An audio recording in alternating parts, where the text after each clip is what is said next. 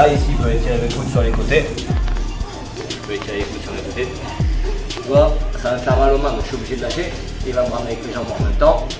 Là, et je perds mal à ma posture ici. Là, il faut charger sur lui, c'est pas bon. Là, ici, je rentre les coudes à l'intérieur. Après, les bras droits pour pas prendre de bras. Ici, déjà, on ne teste pas trop. Parce que du coup, comme je vous ai expliqué, on n'a que la force des triceps qui va nous retenir. Et on ne va pas pouvoir retenir si nous tirer avec les bras, avec les jambes. Ok?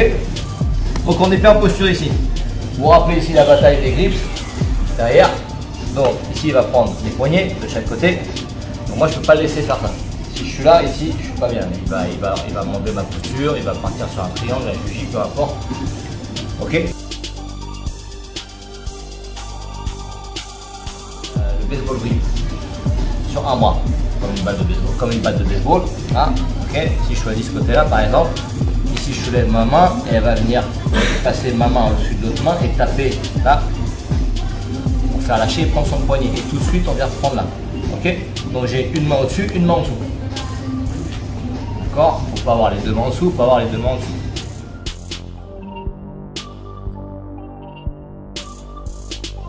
Passer par en dessous, là il peut passer par au-dessus. Là j'ai une main au-dessus, une main en dessous. Pour que je relève sa main, ça va être la galère. Ok. Une fois que j'ai repris mon baseball grip, je repose mes mains, pareil, plexus, côte flottante. Vous vous souvenez après pour se lever? Donc on se lève, toujours la jambe, du côté on tient le bras, je vous rappelle. Si je monte de l'autre côté, il va récupérer ma jambe, il va me déséquilibrer, pour après avec les jambes, pour renverser, etc. Donc toujours là, et même chose, quand on va chercher l'amener au sol, bah là on se lève toujours avec le dos droit. J'appuie ici avec mes mains sur son plexus pour me lever. Pour que si au cas où ça ouvre, il ne puisse pas monter les hanches pour m'attaquer les bras. Et ici, si je fais ça, je me lève. Ici, il décale sur le côté, il va attaquer un juji. Bon, ça y est, terminé. Maintenant, si je fais la même chose, je me lève en restant appuyé ici, attaque un juji. Oh, voilà, vous avez vu ses hanches. Dès qu'il a ouvert, ses hanches elles sont tombées par terre parce que j'appuie et je contrôle les hanches par terre. Ok. C'est comme l'autre jour en kimono quand je vous disais, la main qui est ici, ça sert à contrôler les hanches. C'est-à-dire que dès que le gars il va ouvrir la garde, j'appuie ici en bas, comme ça il ne peut pas monter les hanches. On va faire de juji, d'omoplata, de triangle, tout ça. Ok, donc là c'est la même chose. Donc, le pied en premier du côté où je tiens le bras. On met toujours le pied plus loin que le genou, ça va être plus facile pour se lever. Okay. Là, vous avez vu, je suis toujours droit. Je ne suis pas penché en avant. Là, mon pied il est plus loin que mon genou. Pourquoi? S'il est en dessous, encore pire s'il est derrière, pour se lever c'est la galère. Je vais forcer quand même mal sur les cuisses. Plus je suis là, plus ça va être facile parce que mon pied derrière, je me mets sur la plante de pied et pour monter je fais une fente. Ok. Et je monte, deuxième genou direct derrière les hanches. Là, ok, pas à l'extérieur. On l'a protégé au début, on va pas tout foutre en l'air en mettant son pied à l'extérieur ici. Là, ici ça force déjà sur les chevilles. Ok, dès que je peux, je me lève. Bon, deuxième derrière ici. Là en grappe, j'ai plus besoin forcément de tenir son bras. Et souvent il va le lâcher. Je vais pas me batailler, j'ai pas la manche. Là ici, je viens là, je protège. Là. Maintenant je force un petit peu plus ici avec mes genoux derrière. Je me mets en position de chasse-neige hein, avec les genoux derrière. Là. Et j'appuie vers le bas. Donc dès que ça ouvre, dès qu'on sent que ça ouvre, tout de suite, un pied à l'arrière pour garder sa posture, comme je vous ai expliqué, debout. Je ne peux pas rester comme ça.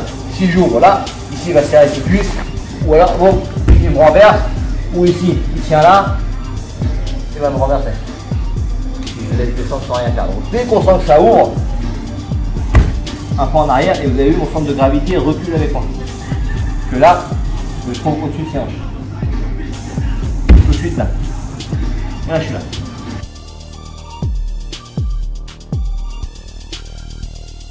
Bon maintenant, on a fait ça, on va avoir deux options. Soit on reste debout, on va essayer de passer la garde debout, soit on préfère passer la garde en bas et on peut redescendre. Dans tous les cas, à partir du moment où c'est ouvert, il faut toujours mettre un genou au milieu. Donc vous avez vu quand je suis là, boum, le genou qui est au milieu. Si je veux redescendre, je remets comme si je me mettais en posture, et je suis là, sauf que j'ai un genou au milieu. Et toujours derrière mon pied, je suis assis dessus.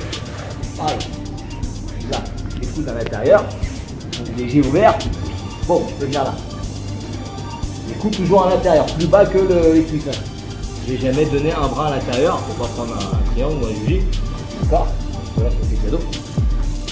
Okay. Je vais mettre là les deux, mais vous voyez, mes coudes sont toujours plus bas que les cuisses. Ok. Donc maintenant, ce que je vais vous montrer, comme passage juste derrière, passage classique, qui marche très bien, le double under. Les deux mains, là. On passe toujours les deux ensemble. D'accord. On ne fait pas ça pour aller passer l'autre après. Même si on a le genou ici à l'intérieur, ça craint. S'il tire bien et s'il monte bien, hop, je ne le prends pas.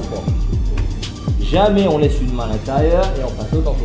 Là, on est là, les deux. Ok. Maintenant, par rapport à comment on est placé, si j'ai le genou gauche à l'intérieur, je vais passer à droite. Si j'ai le genou droit à l'intérieur, je vais passer à gauche. Donc j'ai le genou au milieu. Ok. Ici, ma main qui est là. Je vais la mettre, vous avez vu, j'enfonce sur la hanche opposée. Et je ferme le coude. Je n'ouvre pas le coude. Ici, si j'ouvre le coude en passant, il va pousser le coude derrière. Dans le mouvement, je vais me faire renverser. Vous suivez, bon, je vais ouvert. Là, hop, en descendant, je mets direct les mains. Là, la cuisse, vous avez vu, je la mets sur mon épaule. Je ne la mets pas ici sur le bras. Et ici, je peux forcer vers le bas et je ne peux plus passer. Là, ça coince, je mets ma main ici et je serre le coude vers moi. Là, j'ai isolé la jambe. Toujours avec le genou à l'intérieur au début. Et là, dans cette position-là, ça me permet de passer des deux côtés. Soit je vais choisir de passer par là, soit je vais passer par là. Pour l'instant, on va aller au plus simple, on va passer par là. Ici, je fais juste une inversion de hanche. Donc de là, je vais regarder par là. Bon. Ok. Et là, je vais venir caler mon coude tous les 7. Rien de compliqué, c'est tout ce que vous allez faire pour l'instant. Juste l'inversion de hanche. À partir du moment où je suis là, là, et là je coince, et là je mets la pression, là, je ferme le coude pour que la jambe soit complètement isolée. Je ne peux pas la ramener par là. Si je veux la ramener par là, c'est tant mieux pour moi. Mais pour l'instant, je ne peux pas la ramener par là. Okay. Le genou touche à l'intérieur parce que ici, mettons, si j'ai réussi à forcer par là, bon, je vais passer directement de l'autre côté. En même mouvement, comme ça, que cette pression passe au-dessus de l'autre jambe. On verra une autre fois, c'est juste pour vous montrer. Ok.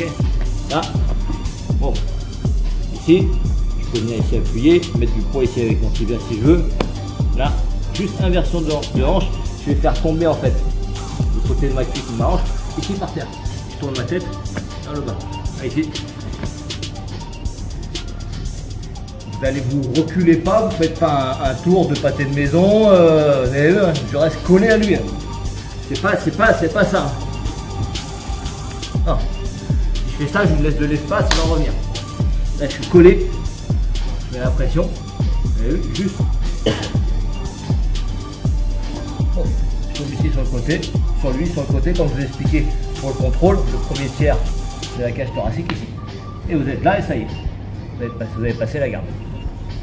Ok.